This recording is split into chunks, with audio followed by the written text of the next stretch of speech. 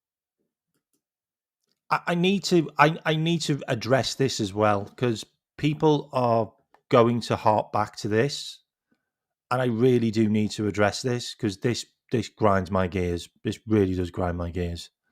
Okay, so I need to address this because it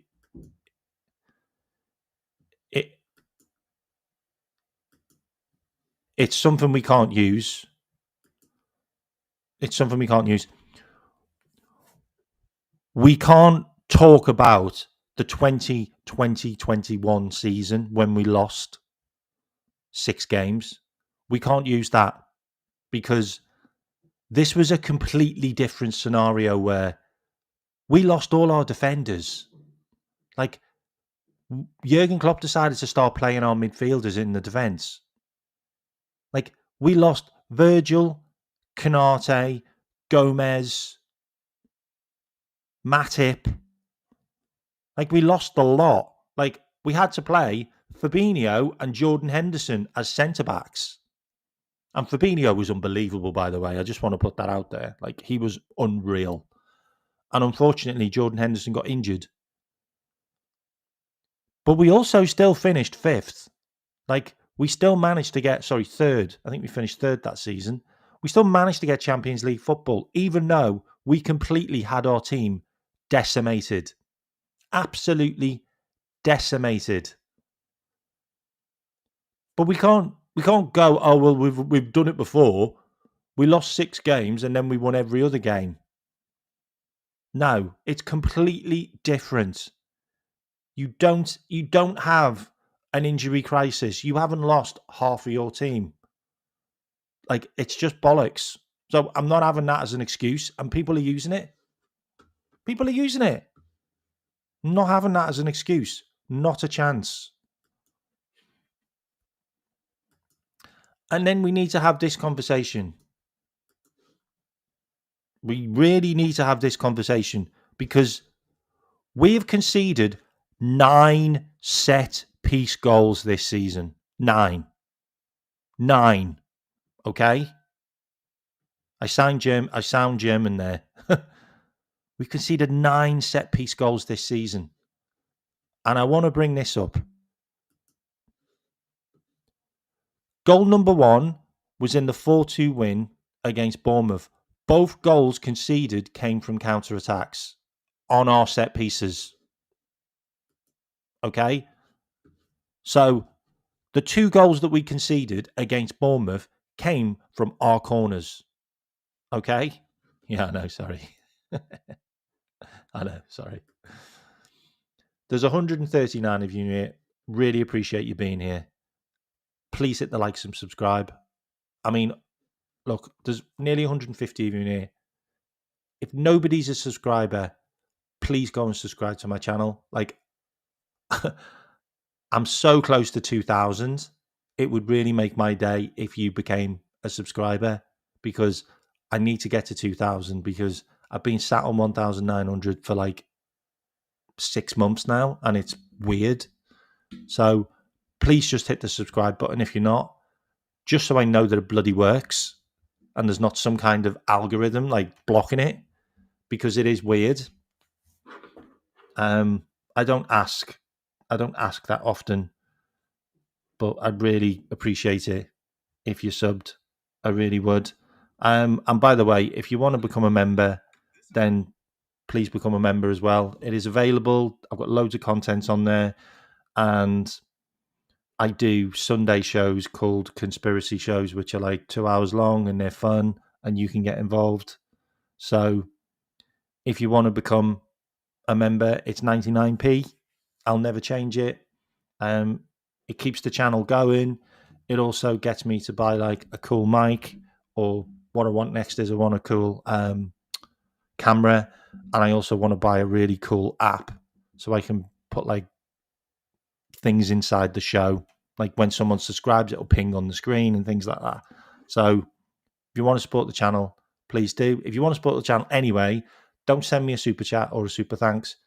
Just buy some memberships, because they go to other people and then they can watch the channel. So that's all I'm saying on that. Thank you very much. Thank you as well for the subscribers that have just joined, because I've noticed I've just gone up by 5, so it does work. So I really appreciate it. The more the merrier. Please sub, please sub. I am 74 away from 2,000, so not a million miles away, but thank you very much. All right, set pieces. Second goal this season conceded. Newcastle. Sorry, this is game week, so this is in the games. Sorry, Newcastle 3-2 win. Both goals conceded were from free kicks against Newcastle. Okay, so both the goals we conceded in that game came from free kicks. Both the goals we conceded in the Bournemouth game came from our own corners and their counter attacks. Everton, 2-1 win, conceded from a cross. So that was their goal was their goal was scored from a cross that came in.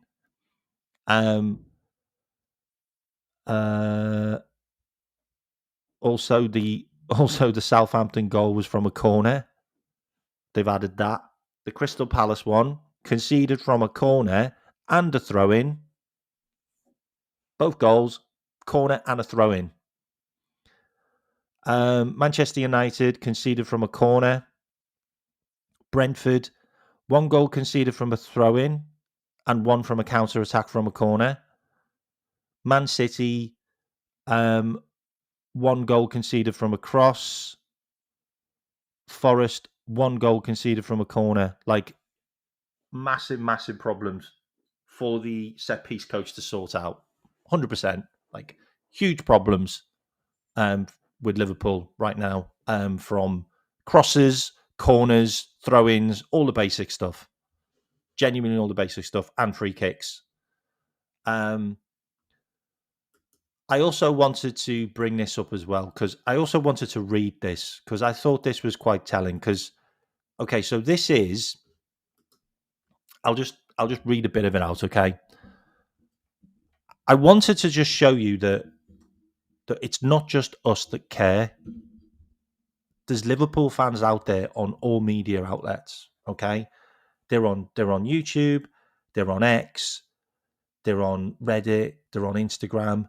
They all care. They all have their own ideas, and they all talk about their own solutions. Like, what can we do? How do we fix it? Like, it's a genuine thing. We're not alone, all right? I know we sit there and we go from channel to channel and we look at different content, but we're not alone as fans. Like, there are so many out there that feel the same way and feel we have major problems. So somebody set up a tactics mega thread, which was 22 hours ago on Reddit. And I want to read out some of the stuff on here, because we're all talking about the same things. Like, whether we all agree on things that we say is irrelevant. That's all up for debate. But everybody's talking about the same things. And all we want is for us to be better and to fix what we know is wrong. So I'm going to read out some of these things. Okay. Can I make it a bit bigger so you can see it? I don't think I can. I can't make it any bigger, I'm sorry. But I can read them out. Okay. So 3 hours ago, someone wrote Robertson to start and please play an actual right back at right back. That's fair enough. That's the first comment. Next comment is, it can't be understated how big a loss Trent has been. His ability to dictate play from the right back created so much space for Salah, and also created the right back left back switch of play, which pinned opposition right backs back as well. We've completely lost the ability and it's completely destroyed our attack. That's what someone said. Szoboszlai at right back just doesn't hit the same type of pass, and we can't rely on Virgil van Dijk.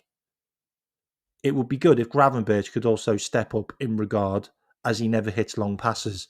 Okay, so that person is basically saying that we don't have the direct pass from the defence anymore, which was mainly in the right back position. And he's also criticising Dominic Szoboszlai not being good enough in that position, and also criticising Gravenberch, saying that he doesn't hit any long passes. Gravenberch doesn't pass the ball well at all, which makes me wonder why Arnie continues to let him roam out of the sixth position. But that's by design. That's by design. Another comment, just focus on the Champions League now and the FA Cup. The league is gone. You don't win it after 6 losses in November. Don't delude yourself. Rest everyone in the Premier League and play them in winnable competitions. Under 21s will develop, and I am pretty confident that they will do a better job at making us survive relegation. Are you listening to that? Are you listening to that from a Liverpool fan? That is wild. That is what. Actually, I'm going to go on big screen and I'm just going to read them out. That is wild. Like, you've got Liverpool fans that are saying, play the under 21s in the Premier League and just bin off the Premier League, survive relegation, and go for the FA Cup and the Champions League. What? This is the fan base. Like, this is how fans feel. It's crazy. We can't even win a match at this rate. The only game we won in the league recently was against Aston Villa, which insisted on playing their way out from the back. Teams from now on just need to go long. That's all he said. So much to do with tactics. Someone's wrote, lack of visibility, lack of physical ability as a team. Basically talking about the players that we sold. No creative tactics when the bus is stopped, since the opponent is more likely to be using long balls and counters. We are having less opportunity to counter-attack. Also, I assume the Slot prefers to attack with more possession. He doesn't have a strategy to score a goal to a low block opponent. Gapco, Isaac, Ekatike and Vert seem to be a player who shines with more spaces, but the slow tempo attack makes the space tight and can't bring the best out of them. Salah, it's a player who can create chances, but with these tight situations, been struggling because now the tactics is now depending on only Salah, since Slot wants to make a team that doesn't depend on Salah. Meanwhile, Szoboszlai, Gapco, Isaac, and maybe even Ekatike too, aren't really at their best at short passing with high quality in tight areas. Some good stuff here. Another one, our midfield looks completely disconnected. Gravenberch is being asked to cover far too much ground. McAllister has been poor in his decision-making and positioning. Curtis slows the play with delayed touches and frequent backward passes. So that's bollocks, by the way. Curtis Jones passes the ball forward more than any other player in the Premier League. And Szoboszlai could be operating in midfield instead of being pushed at right back. Luis Diaz used to give us threat, while Cody keeps repeating the same inside cut and shot, even though Kirkes makes smart overlapping runs and keeps ignoring him. I'm just a passionate fan waking up at 4:30 in the morning to watch us play like this. The issues feel obvious from a tactical point of view. Slot cannot seem to adjust or solve them. Wirtz and Ekatike deserve a structure that actually helps them thrive. Fair enough. 4-1-2-1-1-2 with Ekatike, Isaac and Salah up top. Wirtz as a cam, central attacking midfielder. Midfield 3 of last year and the new signings at fullback. Wow. 2 holding midfielders. Wirtz, central attacking midfielder. Ekatike, Isaac, Salah up top. Like the Coutinho days. Interesting. I'm going to read this last one out. I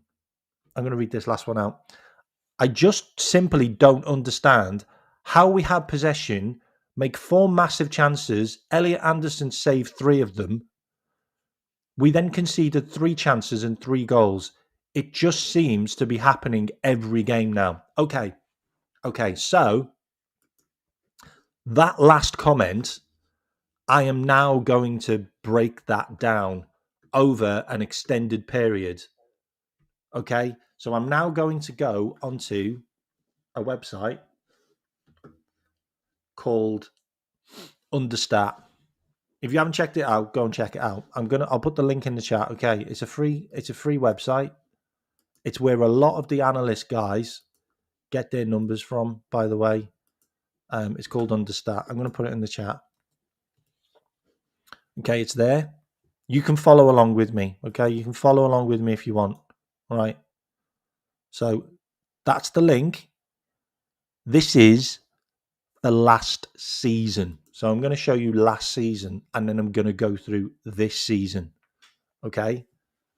So the last season, I'm going to start off from the Manchester United game at Anfield where we drew 2-2 because that's when it all started going. Okay. Right. We can talk about we can talk about tactics as well, but we'll do that later on, okay? If I've got time. Okay. But what I want to do is I want to cover this part because somebody just talked about why does this keep on happening all the time? And Arnie also said it that we don't score our chances and the opposition score all their chances. This isn't something that just started happening. This is because of the change that you implemented where you stopped pressing, you moved your midfield way higher, you started playing 3 at the back in possession, so you sacrificed one of your defenders to go into midfield. Yeah, so you made your midfield weaker by putting a defender in it because he's not a midfielder, and you made your defense weaker by taking a defender out of it. And then you put more midfielders up front and more attackers up front. So you have instability all over the park because you want to have an extra number in each zone. But it doesn't work like that. It doesn't work like that. So let me share my screen and we can talk about this. Okay. And I'll show you. 2 seconds. And the link's there if you want to follow me. Okay. The link's there if you want to follow me on this. So here we go with Understat. Right. Okay. So what we're going to look at is we're going to look at last season. Okay. And what we're going to do, we're going to go through the games individually. So we're going to actually look at the games and look at the numbers. And this is where it all makes perfect sense. Okay. So I'm going to come off screen. Well, so I'll be looking at the other screen. Okay. I'm going to be looking at another screen now. Right. So we're going to look at the games from last season. So we'll go. I'm not going to start here. We're going to start in Manchester United here. Okay. So we start at the Manchester United game. Okay. So we look at the Manchester United game and we're going to look. Huh? Where's stats? Where's the stats gone? Oh, I'm on Manchester United. Sorry, hang on. Right. Sorry, I was on Manchester United for some reason. Okay, so let's look at the Manchester United game. Where is it? December. Manchester United. Okay. So this is the game. All right. So look at the stats. Yeah. Now, this is the thing that Arnie wants. Arnie wants Liverpool to have more possession. We know that. He wants Liverpool to have more possession in games. He wants us to control the games more. Okay? That's what he wants from Liverpool. But because he's getting that, he's also getting the negatives. And the negatives are we concede chances. We concede chances. But the chances we concede are high quality chances, which the opposition punishes us for all the time. Okay? And these are the numbers. Look, We had 19 shots. We had 6 on target. We scored 2 goals. The opposition had 13 shots, but 4 were on target and 2 went in. Okay? And this is the underlining problem at Liverpool is a lot of those goals, at least one of them, is normally a set piece. Okay? So we're conceding set pieces left, right, and centre. And we can look at the opposition's shooting. Dallo, 2 shots, 1 goal. Martinez, 1 shot, 1 goal. 0.88 XG on that goal. 0.50 on that goal. Really high percentage goals that were scored in that game. There's no point talking about Liverpool. There's no point even talking about Liverpool because last season it was Mo Salah. Look, Mo Salah scored that goal. Cody scored that goal. It was the usual suspects. But it's the opposition chances which I want to show you because this is the underlying problem. And it started with the Manchester United game. And then it went from Manchester United to Nottingham Forest. And we can look at Nottingham Forest and we can look at the stats. We had 23 shots and 7 on target. We only scored 1 goal. The opposition had 6 and 3 and they scored. And we can look at the game. Look. Chris Wood, 1 shot, 1 goal. 0.73 XG. Really high XG for that goal. Same again. We have an underlying problem of conceding from the only chances the opposition have. Diogo Jota scored in that game. That was a 0.48. It was quite a high XG goal. But he got 1.48 XG in the game, which meant he should have scored anyway, to be fair. But we had a 2.72 XG. There's no point even talking about our XG because this isn't about that. This is about the fact that we have 88% of the chances in the game, massive amount of game state.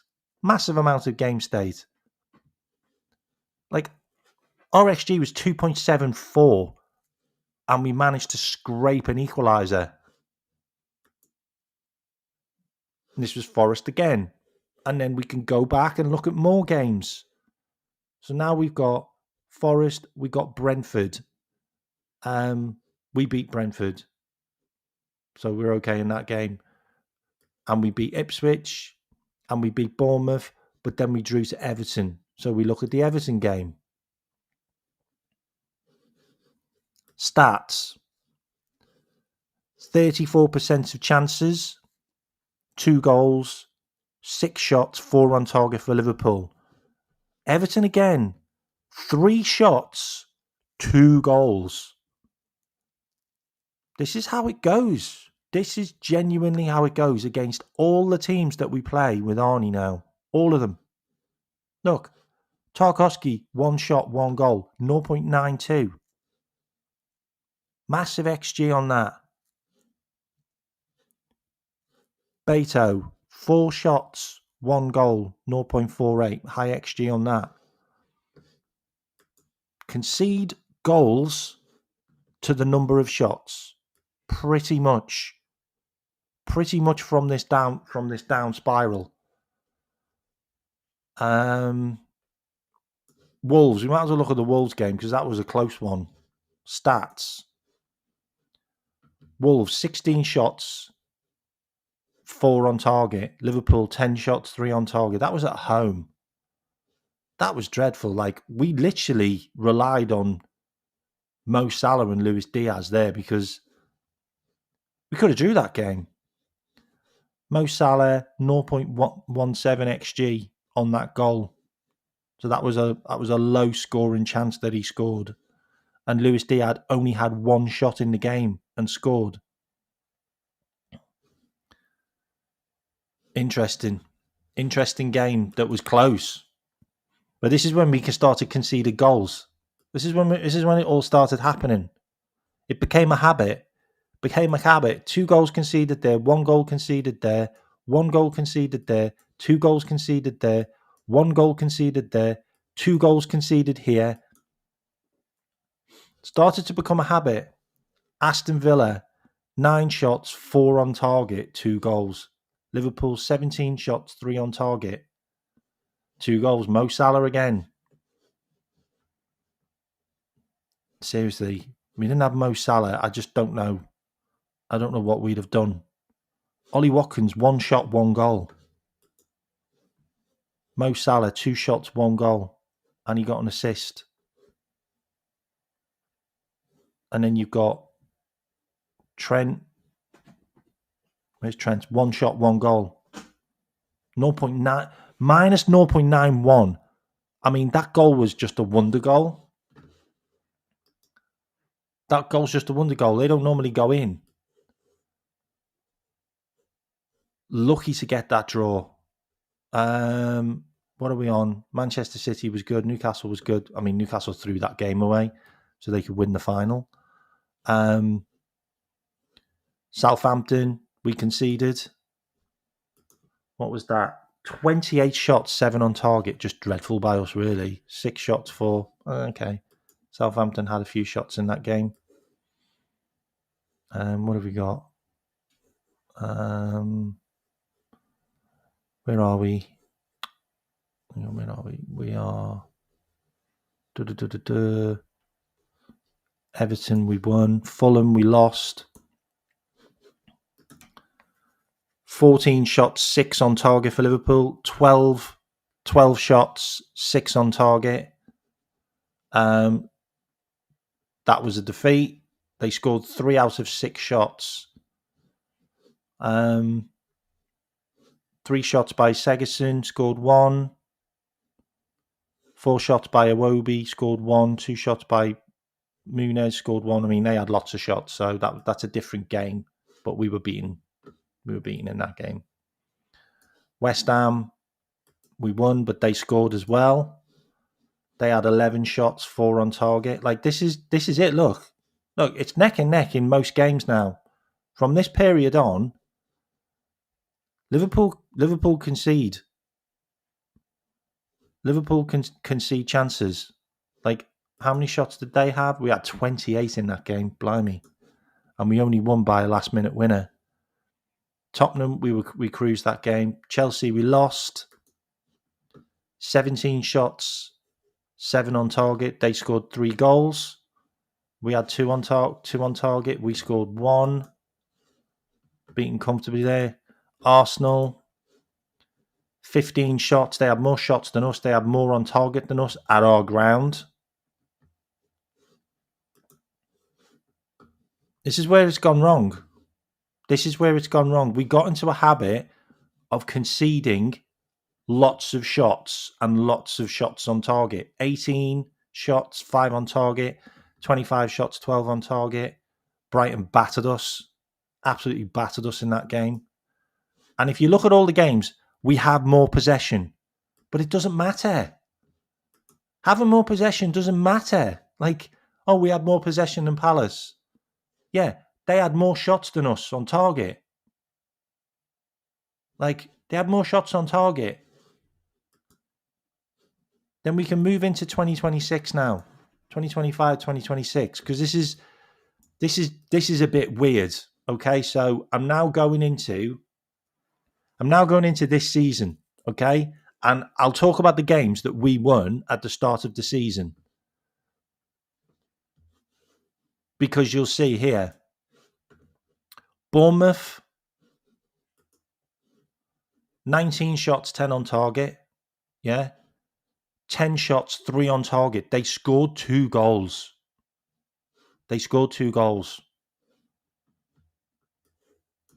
Newcastle, 10 shots, 3 on target. They scored 2 goals off their 3 shots on target.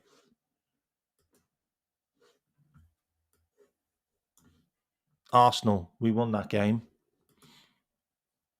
We had 3 shots on target. They had 1. Like, that was just a boring shutout game, but it's okay. It's okay. We're allowed to do that. Why can't we do that more often? No, we don't. 27 shots, 4 on target. Just woeful. Absolutely woeful by Liverpool there. 96% of chances fell our way. 96% of chances fell our way in that game. Crazy. Everton, 3 shots on target. We scored 2. They had 2 shots on target. They scored 1. 45% of chances fell our way in that game. This is when it all started losing. 20 shots, 4 on target. We scored 1. 16 shots, 7 on target. They outshot us and outshot on target us. They did it last season as well. Crystal Palace. Chelsea did the same last season. 12 shots, 6 on target. 12 shots, 2 on target. They scored 2, we scored 1. This is a reoccurring thing. This all started last season. This all started in January onwards. 4 shots on target for Manchester United and they got 2 goals. We had 6 and we scored 1.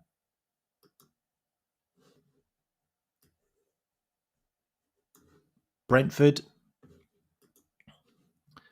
17 shots by Brentford, 8 on target. They scored 3. 14. We scored. We had 2 on target. We scored 2.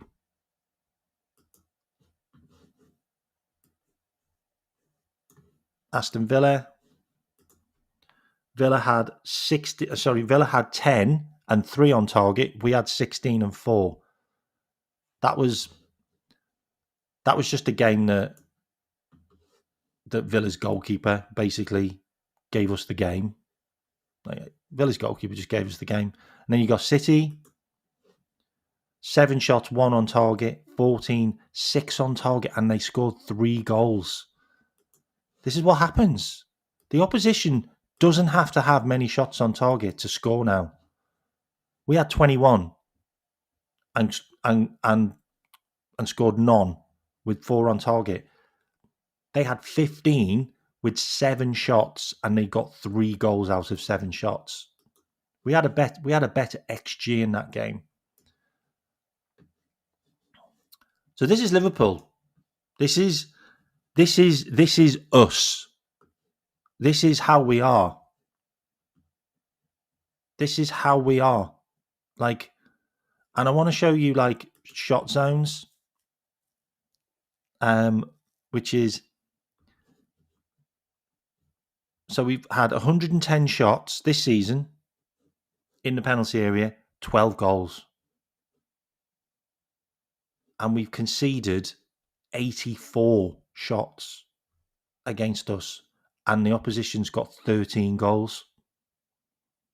It can't continue. 6-yard box, 9 shots, 3 goals. Opposition's had 8 shots and they've scored 3 goals. Outside of the box, 61 shots we've had this season, 3 goals we've scored. Opposition, 47 shots and they've got 4. Problems. Game state. 305 minutes we've spent a goal down. And 54 shots that we've had in that space. So when we've been a goal down, we've had 55 shots and we've only scored 3 goals. The opposition have had 42 shots and scored 4 goals. And then you've got goal difference when we're a goal up. We've only spent 92 minutes in the lead. 92 minutes in the lead. Like, it's really bad. It's just bad. Like, and as much as everybody said he's been bad, his XG is only 4 and he's got 4 goals. His assists XG is 2 and he's got 2. So he's performing how he's playing on the pitch. Like, there's nothing different. Like, there is genuinely nothing different about what Mo's doing compared to all the numbers that he's providing. And it's the same with Cody.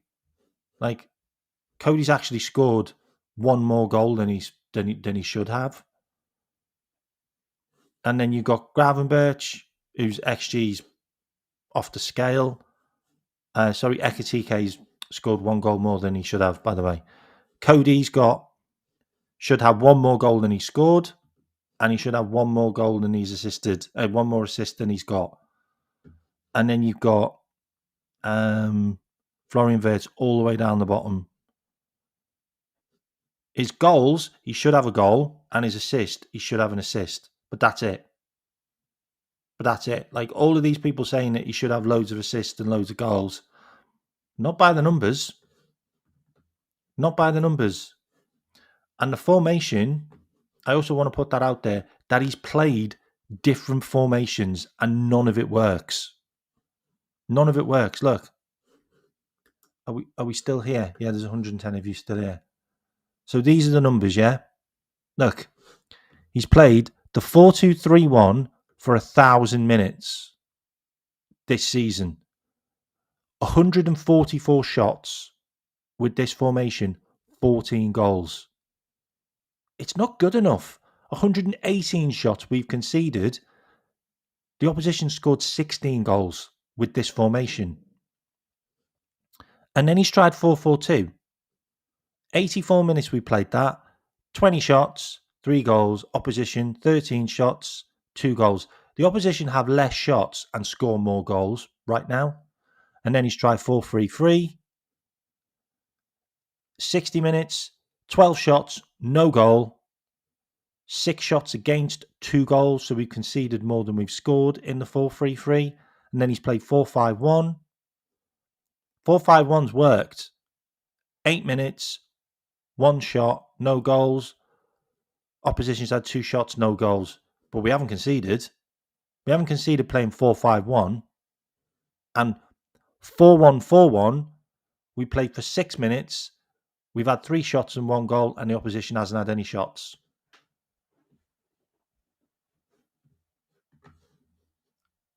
Massive, massive problems with Liverpool. Massive problems with Liverpool. And we can look at the formation last season. We can. Okay. And he played, this is last season, he played the 4-2-3-1 for 3,200 minutes. We had 586 shots and we scored 77 goals. And the opposition had 348 shots and they scored 38 goals. But the numbers with 4-3-3 were crazy. 191 minutes, 38 shots, 4 goals. Opposition 17-3. And you can go on and on and on. But look, if you haven't got Mo Salah in games under Arnie Slot, then you ain't winning shit. It just seems like that's it. It just seems like that's it. Like, Mo Salah, 3,300 minutes last season, 29 goals and 18 assists.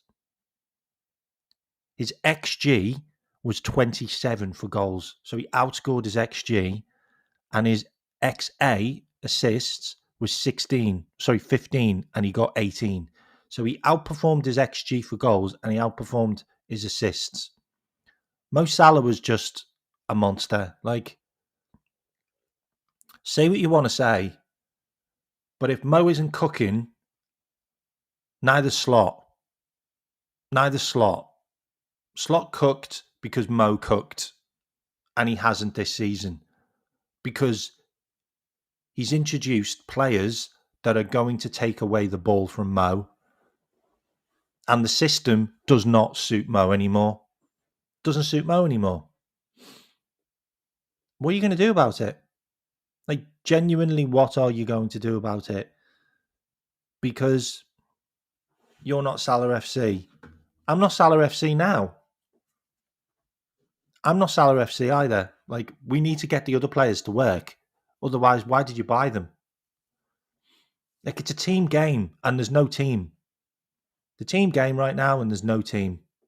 Like, and we need everybody to work together and we need everyone to work fucking hard.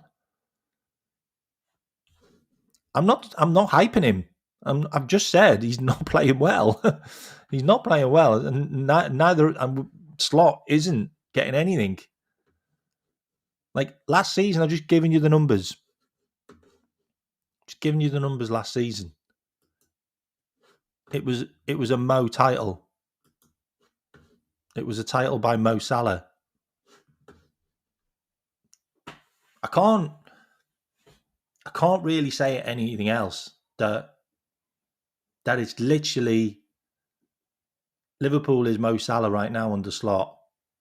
Like if he can't get Mo Salah to work, then what's the point in him being here?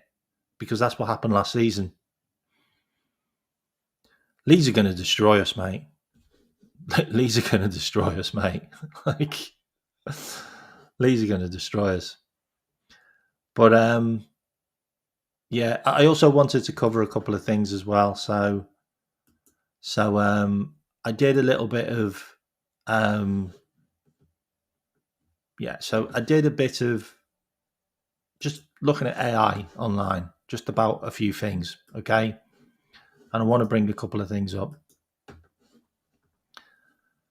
So I want to bring up the IndyCar stuff to start off with. So that's one thing I want to start off with. So first of all, Arne Slot's future at Liverpool. Reports indicate that Liverpool owners are concerned about performances, but they're willing to give him until the new year. However, Chairman Tom Werner was shocked after the game.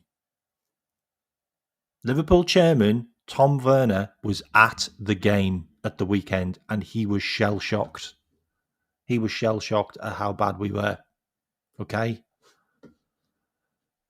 Semenyo wasn't included in the game against West Ham, so I don't know where his game state is, but he's heavily linked with Liverpool. Alexander Isak was informed on the game day that he would start against Nottingham Forest. I want to make that clear, yeah? Alexander Isak didn't know he was playing in the game until he got to the game on Saturday.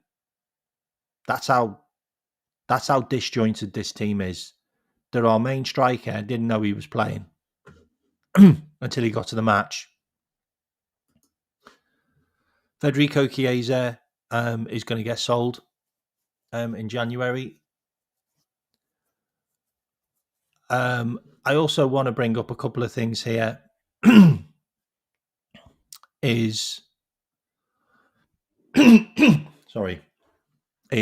I want to bring up the Diogo Jota stuff now because this is now becoming a bit weird, if I'm completely honest. So I'm just hearing repeatedly on every channel, and I'm not talking about the YouTube content creators I know. I'm talking about newspapers. I'm talking about main media channels. There are still talking about Diogo Jota's death being the reason why Liverpool is playing badly. Can we leave the guy alone? Like, can we leave him alone? Can we not use Jota as a scapegoat for the reason why Arne Slot has underperformed as a manager and coach in 2025? Can we stop this now, please? Like Andy Robinson brought it up in the international break. Arnie got asked about it, and then Arnie said, well, yeah, it is affecting everybody. But Arnie's actually said he's not using it as an excuse himself. So why the fuck is everybody else? If the manager who's been shit this season has said, I am not using it as an excuse, why is everybody else using it as an excuse? Like, I understand the players are grieving. I understand there was a tragedy. But that's not the reason why we're shite. That's not the reason why we have zero tactics. That's not the reason why we concede set pieces because Jota's not there. Because you think Jota would be winning a header? It's absolutely ridiculous. It's absolutely ridiculous now. And I want to bring this up because I just did a search, yeah? How many media outlets have said Jota's death is the reason for Liverpool playing badly? The Telegraph, the Mail and the Echo and BBC Sport. And Arnie Slot has said he refuses to use it as an excuse. And we need to now. We need to just hold, we need to hold the manager accountable. We need to hold the manager accountable and we need to hold some of the players accountable. And we can't stop using, excuses. What transition? Are we going to use that next? Are we going to use transition? Oh, it's a year of transition. Well, like Sunderland and Bournemouth and loads of other teams didn't sell loads of their players and buy loads of players.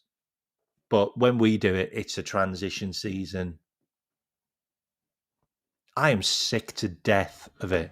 I'm sick and tired of it. Like, it's disrespectful. It's really disrespectful now. Using it as an excuse. Like, oh, that's the reason why. Oh, the players must be suffering. Well, all the other new players were being crap, and they didn't know him. All of them. They've all been crap, and they didn't know him. They didn't know him from Adam.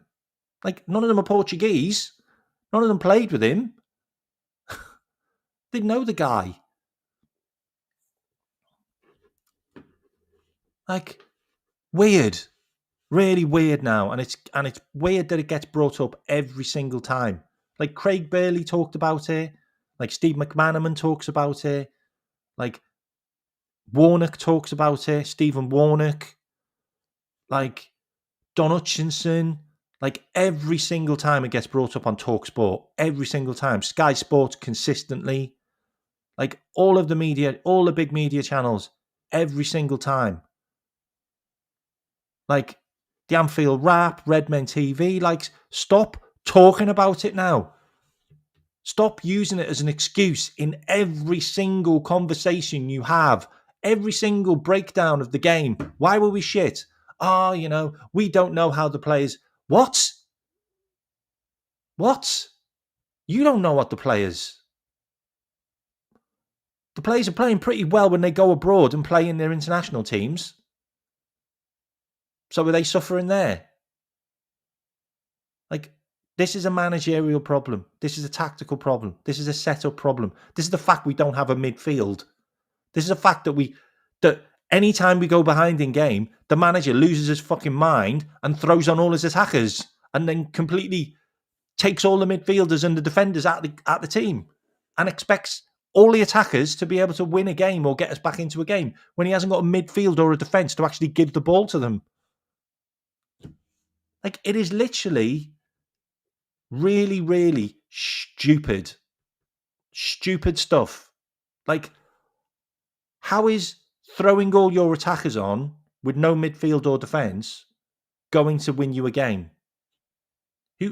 Who gets them the ball? Are you expecting the goalkeeper to provide assists? Tactically inept. No plan. No plan. No plan. You had 2 weeks. And you knew how Sean Dyche is going to set up at Anfield. You knew how Sean Dyche was going to set up at Anfield. You had 2 weeks and you did nothing. You conceded from a corner like you have all season. So you didn't change anything there. You didn't even try to change anything. And then you ended up sacrificing your midfield again. And guess what? Your number 9 did fuck all like he's done for the last 2 seasons. Nothing out of your number 9s for the last 2 seasons. And still, we sit here with no goals. Nil points.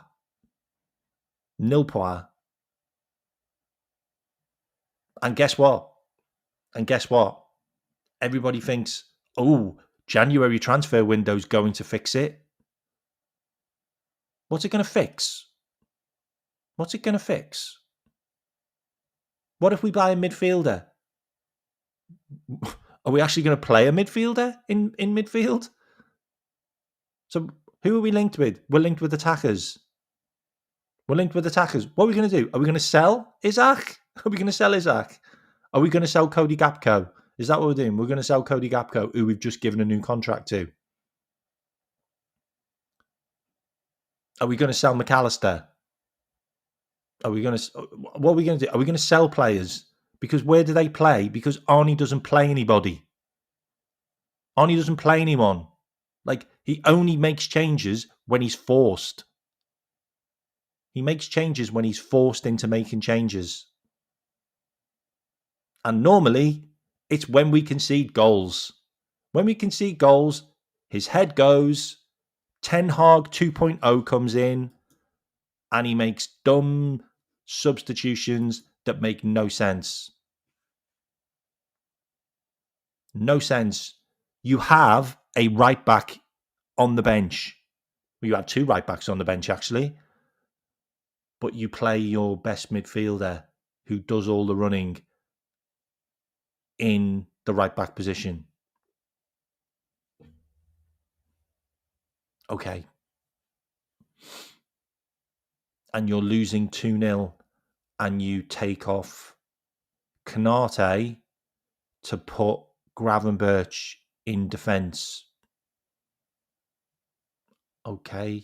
Like, that's definitely going to fix things. Like, taking Canate off in the 56th minute to put a midfielder in defence, that's going to get you back in the game. Yes, that's going to get you back in the game. Of course it is. Look, my video is called Slot Out, and I continue to stand on that hill. Whether I'm by myself or with other people is up to you. But I am slot out. This guy needs to go. I've talked about him needing to go for weeks and weeks. Even when we beat Arsenal, I still said, this guy's out of his depth. This guy hasn't got a clue. We are a car crash waiting to happen. I've talked about this extensively. I'm not saying I'm one of the first, but I was very, very, very, very close to being in that line of one of the first. I had worries for a long time. When we started spiraling last season and losing games and drawing games, and we all fucked off on holiday for some reason, like, that's a clever thing to do because that form has continued into this season. And when we started signing players, I had my worries that these players would not be played where they should be. You can go and watch my previous videos. Go and watch my Ekatike, my Isaacs, my Vert videos from months ago. Go and watch them. And I sat there and said, these are incredible players. I'm so excited that they're at Liverpool, but I don't trust the guy that signed them. I don't trust the managers going to play them where they should be played. And I have been completely vindicated. Completely vindicated. And I didn't want to be. I didn't want to be right about Vert being played in the wrong position all the time. I didn't want to be right about bloody Frimpong being played in the wrong position or Kirkes being played as a bloody inverted left back. I didn't want to be right about Isaac being shite all season. I didn't want to be right about that. I wanted us to be brilliant. I wanted us to progress. And I don't want all of you in the chat saying, oh, we need to bring Darwin back. We need to bring this back. Like, fuck off. Fuck off. We knew they needed to go. Like, we knew they needed to go. Like, Diaz wanted to leave. Elliott wanted to leave. Quansah wanted to leave. See you later. Tsimikas was dog shit. Tsimikas was crap.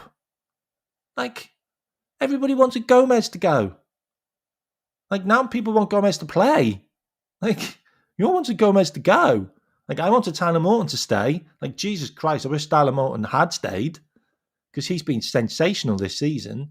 I wanted Nunez gone. I wanted Diaz gone. Like, I'm not going to lie about it. I wanted Kirk. I wanted Gallagher to stay. But you don't get what you want. But I'm fed up of hearing people talk about, like, FSG have let us down. These owners have let us down. They didn't sign enough players. Really? They signed 7 brilliant players, all brilliant, that every other club in the league would have wanted. I'm telling you, Manchester City would have wanted Wirtz. Manchester City would have wanted Isaac. Like, the best teams would have wanted these players. These weren't players that we just went and snatched. These are players we worked really hard to get. And I have a huge amount of respect for Richard Hughes for getting them. And he also got us a lot of money for players that got sold. A lot of money for players that got sold. Absolute respect for that. But I don't trust this coach for next season. I don't trust him in January to go and spend, another 100, 200 million? Like, where are we going to end up? Like, what are we going to do with all the players that we've still got? Like, it is a death spiral. It is. It's mid-table beckoning. And I genuinely showed you the numbers.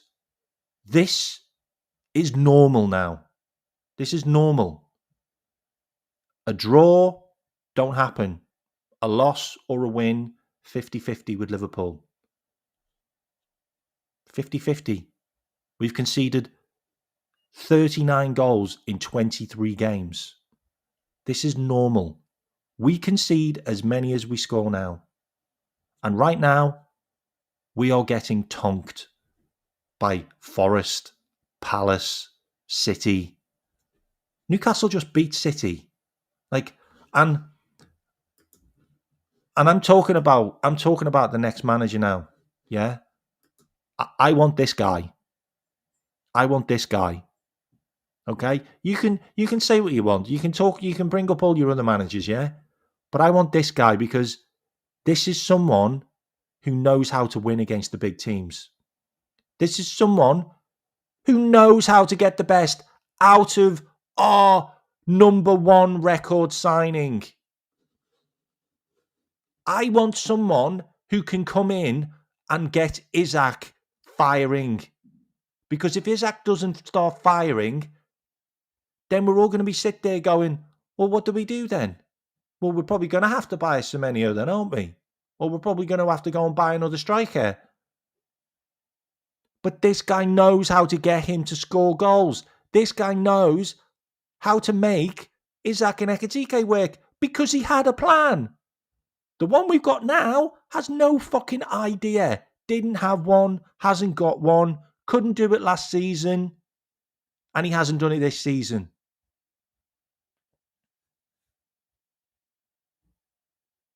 Newcastle are 4 points off Champions League now. They're 14th in the table. That's how mad this table is. And guess what? He signed Nick Woltermader, who is a completely different type of player to Isaac, and he's making him work. And guess what he did against Manchester City? He played 4-5-1, which is what we should have done. He does things that are right. Like, he gets the best out of his players. Like, look at some of Harvey Barnes scores 2 against Man City. Harvey Barnes, seriously. Jacob Murphy have an unbelievable season last season, and he's also playing pretty well this season as well. Jacob Murphy, seriously. Turn Joelinton into an absolute monster in midfield. Like, I'm sorry, but you can go around the world and pick out all your other managers.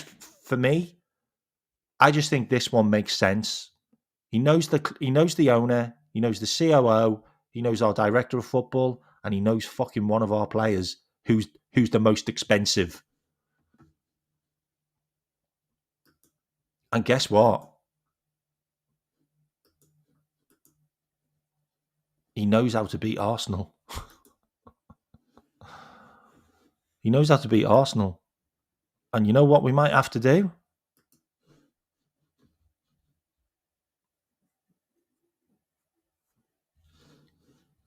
We might have to beat Arsenal to even get to the Champions League final.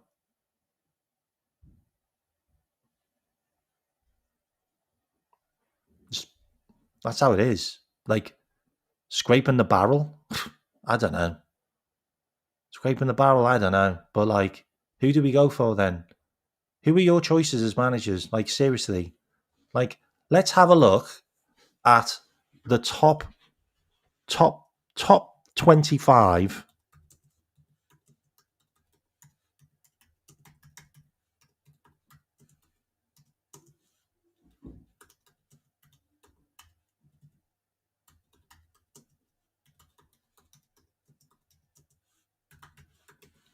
Let's have a look at the top 25 football managers in the world. Okay. Right. Let's have a look.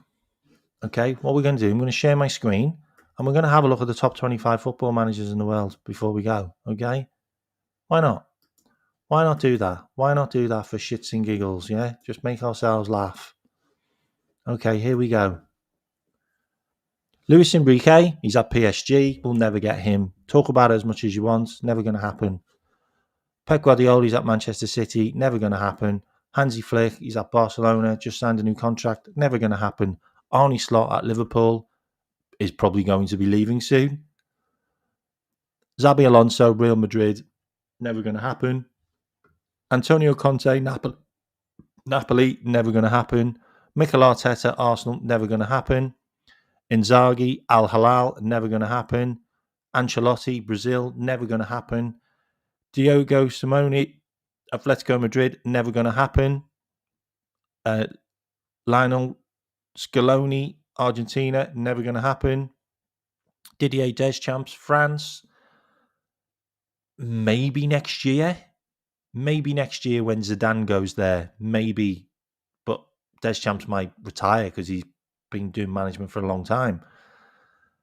De La Fuente, Spain, never going to happen. Made for that job. Thomas Tuchel, England, never going to happen. Should we carry on? Enzo Maresca, Chelsea, never going to happen. Unai Emery, Aston Villa, never going to happen. By the way, Aston Villa have just signed Morgan Rogers on a new contract. So if anyone thought that Morgan Rogers was coming to Liverpool, never going to happen.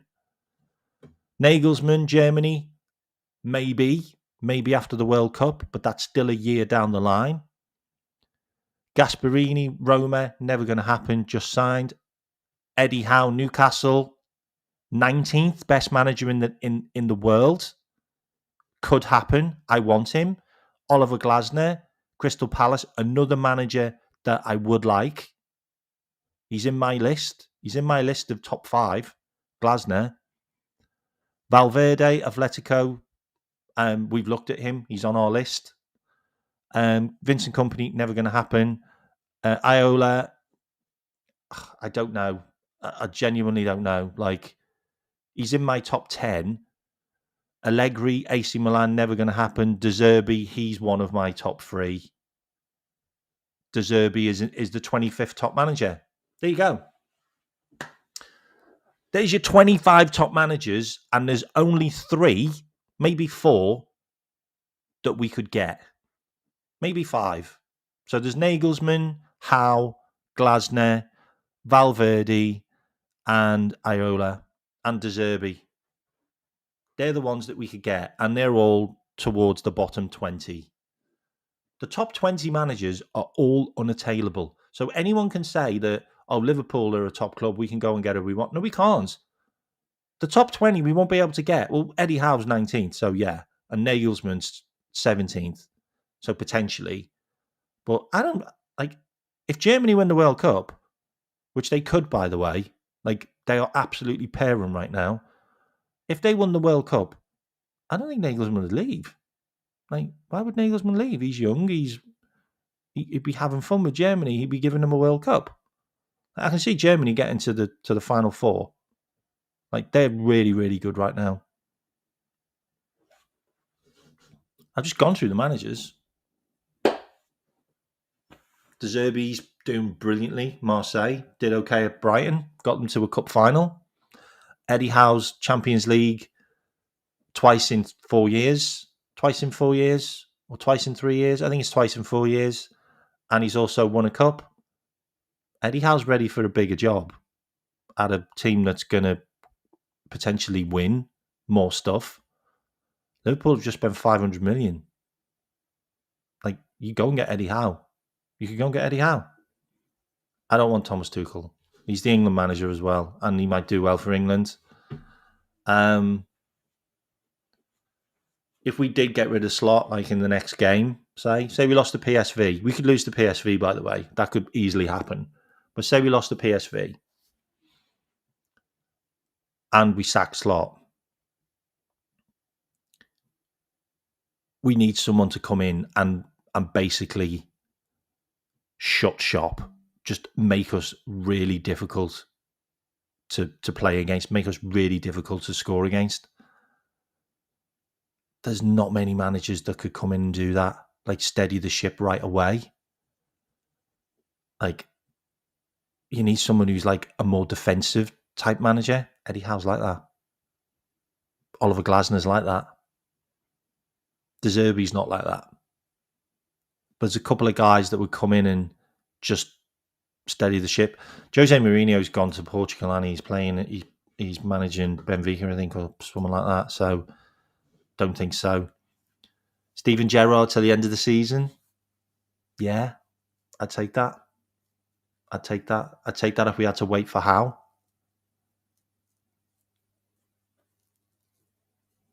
I know, mate. It's insane, isn't it? It's insane. It is insane. He only manages to take a club from the bottom of League Two to being a Premier League club in 6 years. It's insane.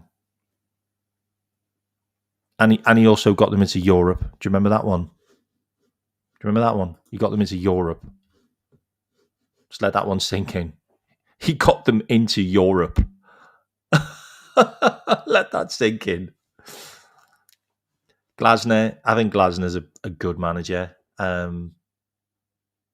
But we just spent 125 million on Newcastle's basically dueling the crown, and go and get the guy who knows how to make him tick. Like, go and get the guy that turned him into a jewel in the crown. Like, why not? Why not go and get the guy that knows our board? Like, go get the guy who knows the director of football. He's mates with him. Go and get the guy who's mates with the COO. Like, literally, they are mates. Like, they have each other on WhatsApp. Like, they go and have dinner together. Like, they've known each other for like 20 odd years since they worked under Harry Redknapp. For me, that makes sense. It makes sense. Makes a lot of sense to me. Anyway, I'm going to end the show here. I've done 2 hours. I hope you've enjoyed it. I did the breakdown and then I went into more statistical stuff that I think showed that we are where we are. This is normal. This is normal now. Just accept it. You just have to accept this now. If Slaughter's our manager and the board aren't going to get rid of him, then this is normal. This is what we are. You either win, you either lose. 50-50 now. That's it. It's 50-50. We either score the same as the opposition, we either concede the same as the opposition. It's 50-50. That's what we are. Anyway, I'm not going to do a conspiracy show tonight because I'm all burnt out through this. So I'll do a conspiracy show during the week. I promise. Because I've done a show today, which is like 2 hours. But what I'll do is I will forward you on to see who else is live. And can I have a couple more likes because I'm at 97? So can we get over 100 likes, please? That would be amazing. And thank you everyone who's subscribed. And if you haven't subscribed, please hit the subscribe button. That would be amazing. I just want to see who's live. I think Anfield Irishman's live. Is he? Yeah, he is. Anfield Irishman's live in 10 minutes. So if you hang on here, this will take you over to him. He's live in 10 minutes.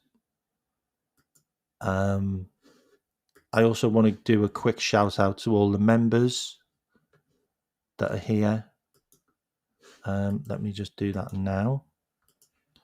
And like I said, if you want to hit a super chat or a super thanks or become a member, please do.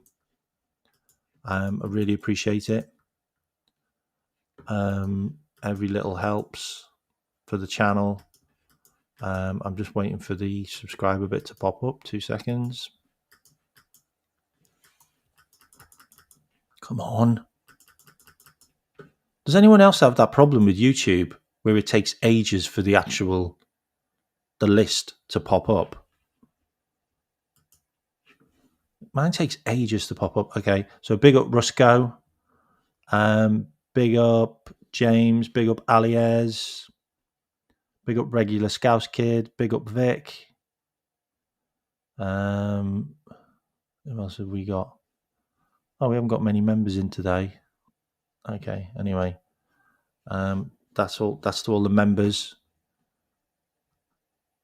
that are in today. Yeah, big up all you lot. Yeah, so if you stay on here for the next 5 minutes, this will take you over to Brian, who's Anfield Irishman, and you can join his show. He also has like a call in, so you can just call in. What I will do though, before I go, I will put in my membership link just in case anyone wants to become a member. I will put that in there. So if you do want to become a member, just click on this link. It's there. So yeah, if you want to become a member, please click on the link. Is it because I've got too many ads?